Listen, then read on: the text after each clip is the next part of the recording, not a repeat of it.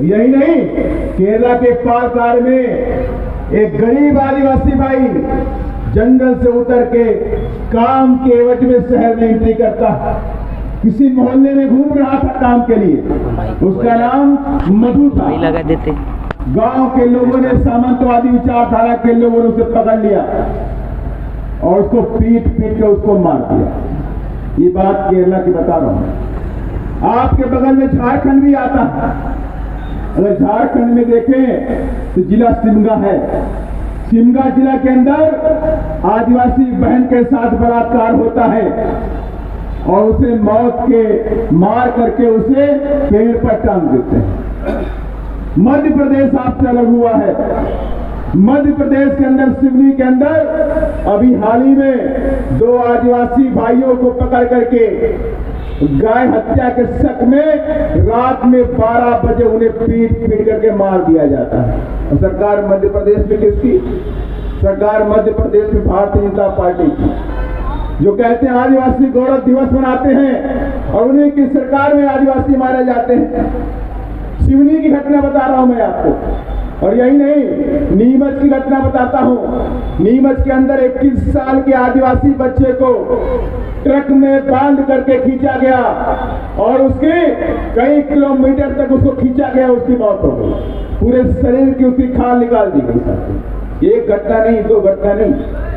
ऐसे ही मध्य प्रदेश का गुना जिला पड़ता है। गुना जिला के अंदर रामबाई नाम की लड़ी थी, उसकी जमीन पे कब्जा करने के लिए उसको जिंदा जला करके मार दिया गया। ये घटना नहीं है, ये पूरे देश में घटनाएं होती हैं आदिवासी समाज के साथ में। ऐसी घटनाएं पूरे देश में दलित समाज के साथ में भी होती हैं। और ये वक्त आ गया है उलगुलान करने का, बिरसा मुंडा जी की क्रांति का आगाज करने का। इस देश के अंदर नीला झंडा हाथी निशान का उलगुलान कर दीजिए, ऐलान जंग कर दीजिए कि 2023 में हम नीले हाथी के बटन वाले, हाथी का बटन वाले निशान पर अपना बटन दबाएंगे, अपना वोट देने का काम करेंगे और 2023 में आदिवासी राज छत्तीसगढ़ में स्थापित करेंगे।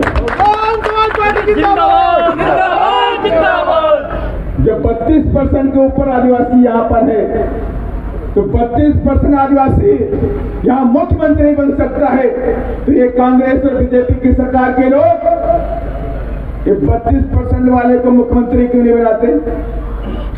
ये है कि नहीं है? मैं आपसे कहना चाहता हूं, आप नीले झंडा और हाथी निशान जो आपका मान सम्मान है, जो आपका स्वाभिमान है, जो आपकी रक्षा करता है पूरे देश के अंदर, जहां पे जुल्म जाती होती है वहीं पर हाथी का निशान और नीला झंडा दिखाई पड़ जाता है आपकी रक्षा करने के लिए साथ। और ऐसे नहीं, आदिवासियों के साथ में अत्याचार भी होता है और दलितों के साथ में भी अत्याचार होता है। अभी मध्य प्रदेश के अंदर दमाऊ के अंदर देवरान गांव के अंदर दलितों पर गोलियां बरसाई गई। होली दिवाली के दूसरे दिन, दिवाली की सुबह वो दलित आदिवासी समाज का परिवार अपने घर में चाय पी रहा था। अचानक 15 से 20 लोग आते हैं और गोलियां बरसाना शुरू कर देते हैं। कई लोग, सभी लोगों को ही लगती है, 2-3 लोग परिवार के अपनी जान बचाने के लिए किसी के घर में घुस गए, उनकी जानें बच गई। लेकिन 3 लोग भाग नहीं पाए, उनके पेट में, किसी के पैर में गोली लग चुकी थी। गोली लग के वो गिर गए वहीं पर। अब मारने वाले लोगों ने उनके हाथ को छुआ, हाथ की नब्ज को डोला कि कहीं नब्ज चल तो नहीं रही है, कहीं जिंदा तो नहीं है। देखा नब्ज चल रही है तो बड़े बड़े पत्थरों से उनके सर को कुचल दिया गया, उनके सर को कुचला गया। तो मैं आपसे कहना चाहता हूं कि पूरे देश के अंदर दलितों के साथ में, आदिवासियों के साथ में अत्याचार होता है। पूरे देश के अंदर आप कहीं अगर जाए, चाहे आईएमसी में जाए, चाहे आईटी में जाए, कहीं भी जाइए और वहां पे SC/ST के बच्चे पढ़ाई करते हैं तो हॉस्टल में हम दोनों लोग एक साथ में गाली खाते हैं कि नहीं खाते हैं? हमारे जितने भी भाई पढ़ने वाले हैं अगर हॉस्टल में रहे होंगे, किसी इंस्टीट्यूट में पढ़े होंगे तो ये बात अच्छी तरह से जानते हैं कि किस तरह से हमें गाली दी जाती है। जब गाली हम लोग साथ में खाते हैं तो आज कसम खा लीजिए अपने महापुरुषों की, भगवान बिरसा मुंडा की उस क्रांति की, उस गुणगान की कि 2023 में बहुजन समाज पार्टी की सरकार छत्तीसगढ़ में बढ़ा करके अपने अधिकार को हासिल करने का काम करेगी।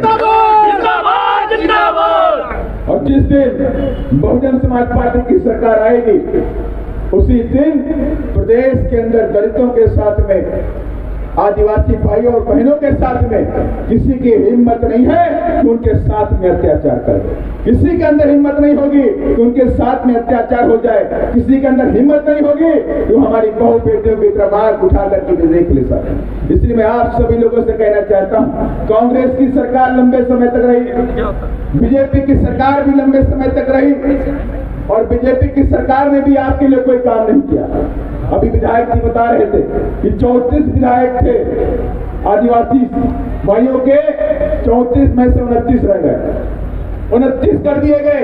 130 समझे साजिश के तहत 29 विधायक कर दिए गए। और यही नहीं, आदिवासी भाइयों का रिजर्वेशन भी 32% से 20% कर दिया गया। और जबकि संविधान कहता है, बाबा साहब का संविधान कहता है, जिसकी जितनी संख्या बढ़ी उसकी उतनी हिस्सेदारी। ये बाबा साहब का संविधान कहता है और यही नारा बहुजन समाज पार्टी लेकर के चलती है।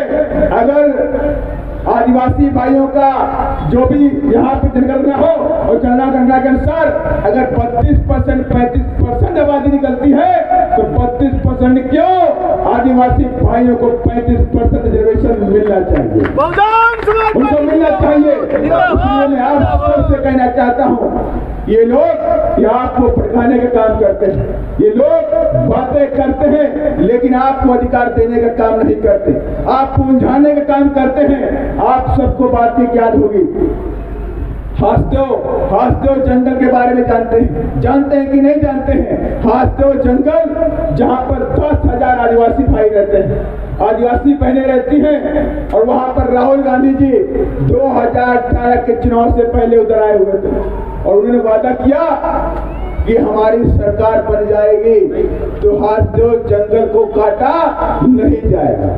लेकिन क्या हुआ, उनकी सरकार बनी और सरकार बनने के बाद उस हासदेव जंगल को उजाड़ दिया गया। 10,000 आदिवासी परिवारों को उजाड़ दिया गया। 10,000 आदिवासी परिवारों को जमीन नहीं दी गई, मकान नहीं दिया गया, रोजगार नहीं दिया गया, शिक्षा के अवसर उपलब्ध नहीं कराए गए। ये कांग्रेस की सरकार थी। ये कांग्रेस का हाथ ये जंगल को काटता है, ये कांग्रेस का हाथ जंगल जमीन को तबाह करता है। इसलिए आज एक कसम खा लीजिए कि 2023 में हम हाथी के चुनाव चिन्ह को अपनी सरकार बना करके लाएंगे। बहुजन समाज पार्टी की सरकार यहाँ मध्य बिहार छत्तीसगढ़ में बनाएंगे साथी। इसलिए मैं आप सभी लोगों से कहना चाहता हूँ, ये बड़े बड़े धरना सेठ आज इधर बैठे हुए, बड़ी बड़ी फैक्ट्रियां लगी हुई हैं, बड़ी बड़ी फैक्ट्रियां हैं, बड़े बड़े धरना सेठ आज कोयले का कारोबार करते हैं, आज लोहे का कारोबार करते हैं, जस्ता और रबड़ का कारोबार करते हैं, और उसके बावजूद भी छत्तीसगढ़ से लाखों की संख्या में दलित आदिवासी पिछड़ा भाई दूसरे प्रदेशों में जाके के काम करता है, मजदूरी करता है।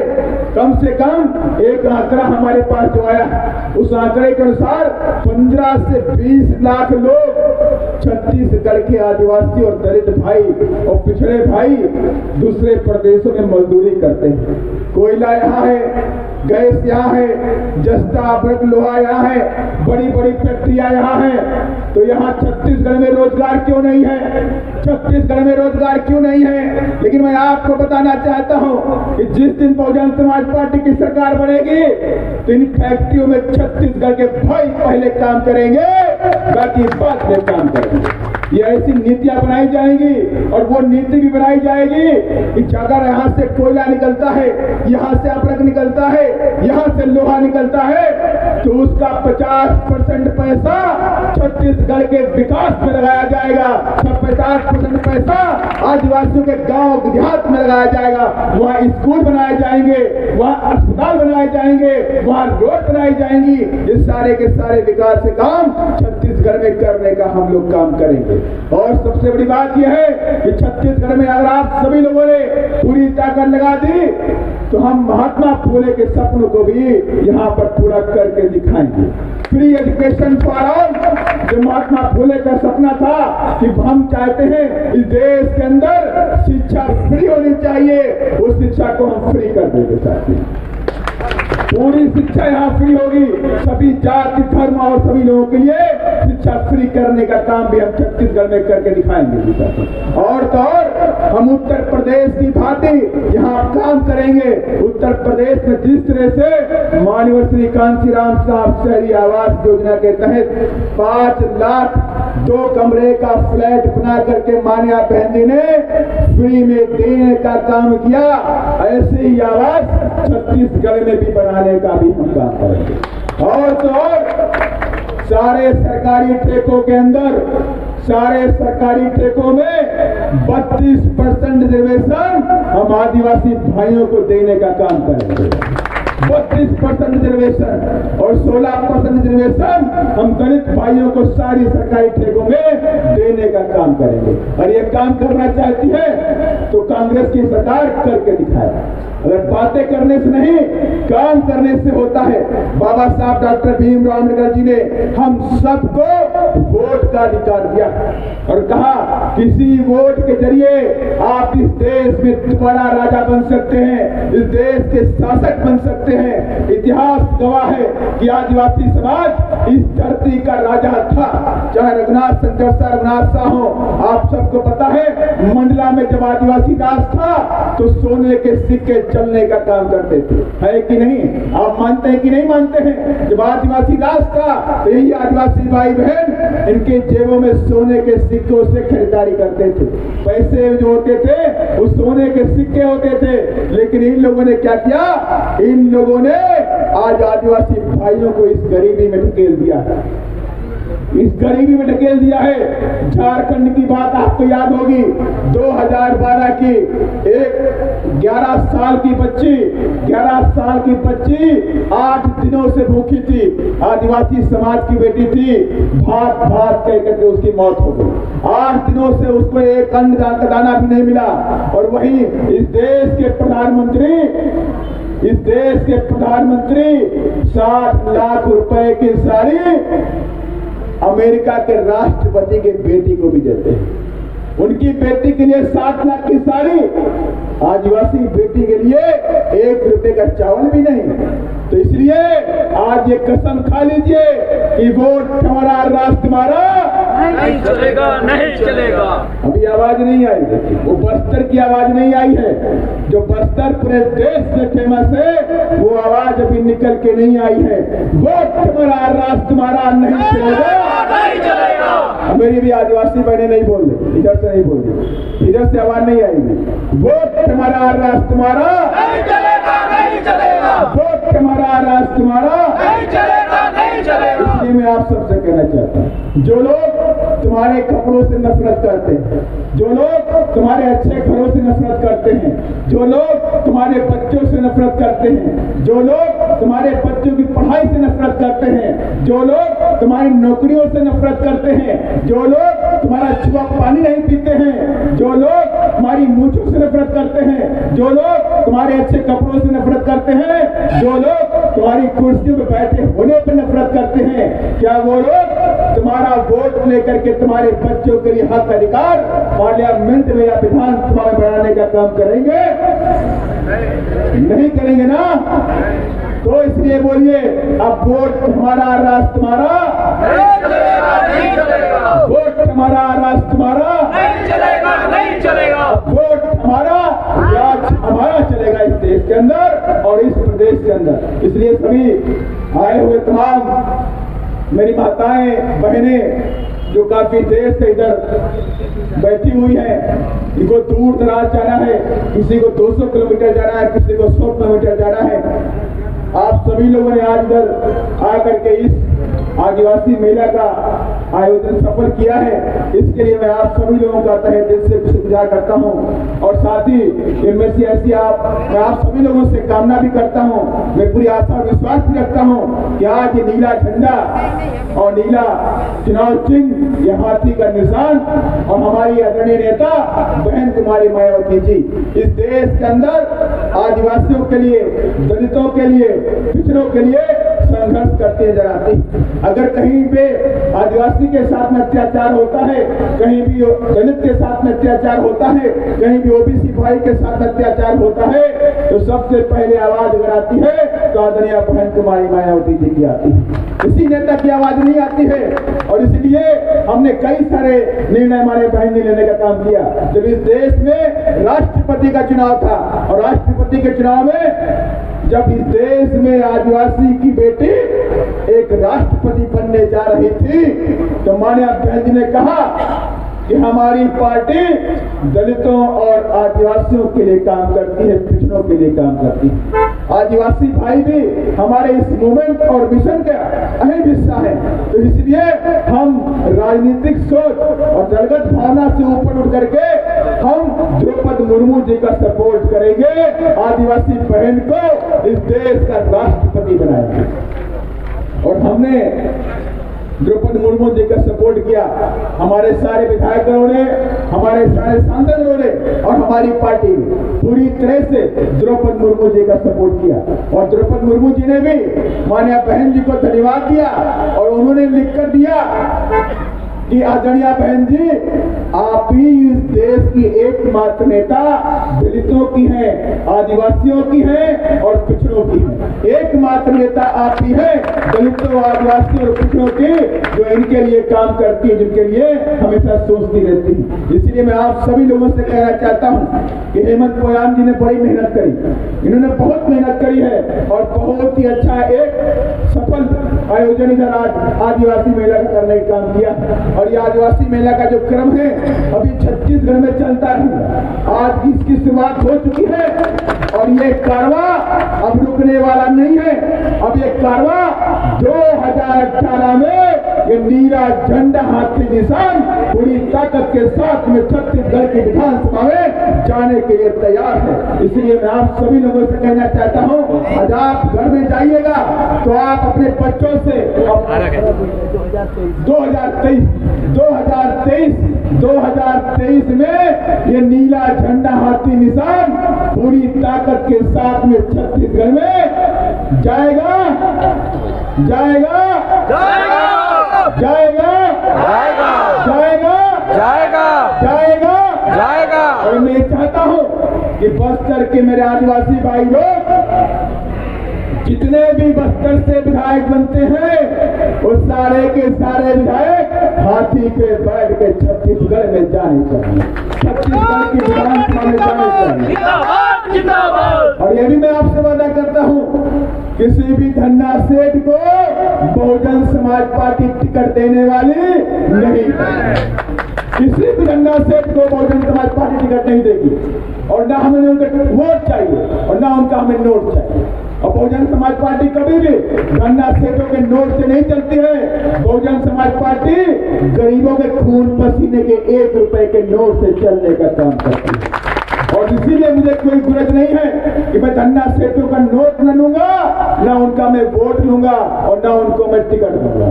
इस बार जब टिकट देने का काम करेंगे, यहाँ छत्तीसगढ़ के बस्तर जिले से आस-पास के जिलों में गरीब आदिवासी भाई को टिकट देंगे और उसको जिता करके हाथी में बैठा करके छत्तीसगढ़ के विधानसभा में ले जाने का भी काम करेंगे। और इसके लिए आप सभी लोगों को आज से ही कमर कसनी पड़ेगी। आप गांव में जाइए, जहां भी रहते उधर जाइए और लोगों से कह दीजिए अब ये जंग है, ये जंग है सत्ता की, ये जंग सत्ता की है और 2023 में ये जंग हमको जीतनी है और आदिवासियों का हक अधिकार इस देश में पुनः बहाल करना है और अपना शासन लेकर के आना है। और उसके बाद 2024 में दिल्ली की तैयारी करेंगे, 2023 में कब्जा करने के बाद छत्तीसगढ़ की विधानसभा पर। और इसी मेरी मुझे आशा और विश्वास भी है कि आज मेरे जो आदिवासी भाई और बहनें आए हैं, युवा साथी आए हैं, आज ही ये लोग बाबा साहब की विचारधारा को, बिरसा मुंडा की विचारधारा को, महापुरुषों की विचारधारा को गांव-गांव में लेकर के जाएंगे और अपनी विचारधारा को बताने का काम करेंगे। कि माननीय श्री कांसी राम साहब ने एक बात बोली थी, माननीय श्री कांसी राम साहब ने बोली थी, बुलेट का जवाब बैलेट से होगा। बोला नहीं बोला था, बोला नहीं बोला। सारे पुराने लोग बैठे हुए, जिन लोगों ने उनके साथ में रात दिन काम किया है, मैंने काम नहीं किया। मैंने दूर से माननीय श्रीकांत राम साहब को देखा होगा, दूर से देखा, लेकिन काम करने का कभी मौका नहीं मिला। मैं छोटा था, रैलियों में जा करके देखता था कि माननीय श्रीकांत राम साहब बहन जी उस मंच पे, दूर मंच पे खड़े हैं, लेकिन मैं कभी उनके साथ में नहीं मिल पाया, नहीं मैं काम किया। लेकिन आप इधर बैठे हुए तमाम लोग हैं जो बताते हैं कि माननीय श्रीकांत राम साहब के घर पे गए थे, घर में खाना खाया, उनके साथ घूमे, रात दिन जा करके इस काम में किया। छत्तीसगढ़ में बीएसपी को बड़ी ताकत बना करके माननीय श्रीकांत राम साहब ने खड़ी किया है। और इन्होंने बताया भी है कि माननीय श्रीकांत राम साहब ने कहा था कि बुलेट का जवाब बैलेट से हम देंगे। अब बैलेट तो नहीं है, लेकिन बुलेट का जवाब बटन से देंगे। वो बटन नहीं, दबाने वाले बटन से देंगे, हाथी वाले खाने वाला बटन दबाएंगे और उनको जवाब देने का काम करेंगे साथियों। और मुझे पूरी आशा और विश्वास है कि आप सभी लोग पूरी ताकत के साथ में बहुजन राज, बहुजन समाज पार्टी का राज छत्तीसगढ़ में लाएंगे और आदिवासी मुख्यमंत्री को बनवाने का भी काम करेंगे पूरी ताकत के साथ में। इन्हीं सब बातों के साथ मैं अपनी बात को यहीं पे खत्म करता हूँ। भगवान बिरसा मुंडा अमर रहे, अमर रहे, अमर रहे। भगवान बिरसा मुंडा अमर रहे, अमर रहे, अमर रहे। बाबा साहेब अमर रहे, अमर रहे, अमर रहे। बाबा साहेब अमर रहे, अमर रहे, अमर रहे। महात्मा फूले अमर रहे, अमर रहे, अमर रहे। छत्रपति साहू जी महाराज अमर रहे, अमर रहे, अमर रहे। संत रविदास अमर रहे, अमर रहे, अमर रहे। संत करुणा माता जी अमर रहे, अमर रहे, अमर रहे। संत गुरु घासीदास जी अमर रहे, अमर रहे, अमर रहे। जय भीम, जय भीम। जय भारत धन्यवाद। जय भारत।